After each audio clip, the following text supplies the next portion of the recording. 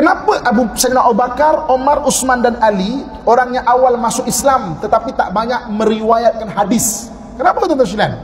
Sebab Nabi bentuk untuk menjadi pemimpin. Ibnu Umar umurnya 16 tahun nak ikut perang, Nabi tak lagi. Menangis dia. Akhirnya ayahnya Sayyidina Umar pujuk, bolehlah Rasulullah, anakku dah besar, dah 17 tahun, 16 tahun, boleh ikut perang. Akhirnya Nabi kata apa? Okey, boleh, tak apa. Tapi nak ikut perang dengan satu syarat. Apa dia? Duduk belakang dengan orang perempuan, rawat orang luka. 16 tahun, 17 tahun tak boleh nak ikut perang. Sebab apa tuan-tuan sekalian? Sebab Ibnu Umar Nabi bentuk menjadi golongan kedua ilmu para ulama.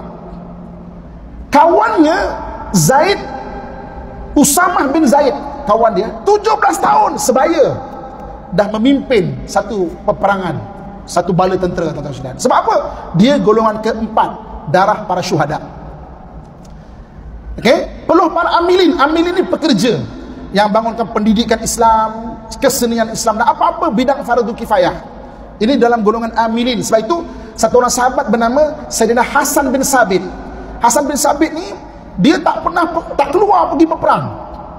Anak-anak sahabat ada kecil hati. Dia kata apa? Pakcik kami syahid, ayah kami syahid di Parsi, ayah kami syahid di Rom. Pakcik Hasan ni kerja bersyair aja ni. Kecil hati anak sahabat. Sahabat-sahabat lain yang dengar panggil Hasan bin Sabit. Nabi perintahkan bangun sistem pendidikan, ajar anak-anak orang Islam membaca dan menulis. Dia golongan ketiga peluh para amilin.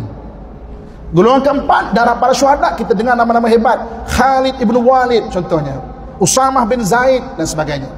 Golongan kelima doa solihin. Orang soleh ini maknanya dulu ahli sufah yang duduk di Madinah.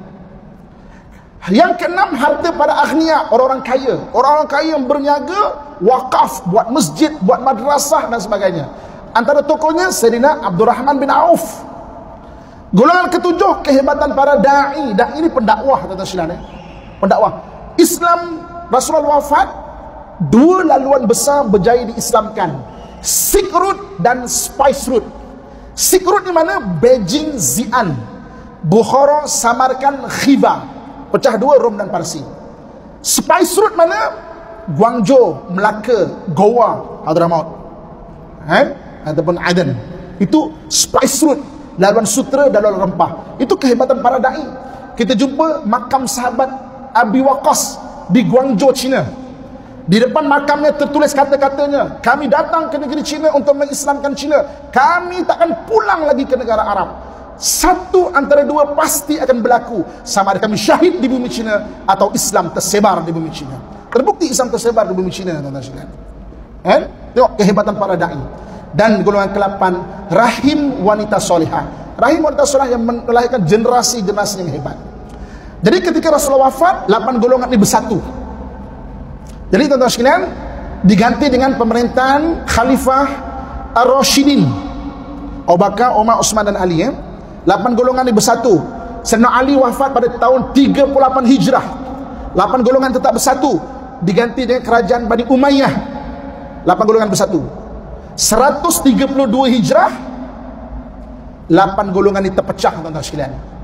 Apabila pemimpin tak bijaksana, apabila ulamanya mengampu, apabila amilinnya pemalas, apabila syuhadanya pengecut, apabila orang solehnya terpisah di bukit-bukit, orang kayanya nafsi-nafsi, sendiri-sendiri dan bakhil, da'i tidak hebat, wanita rosak, pecah ummah Islamnya, tuan-tuan sekalian.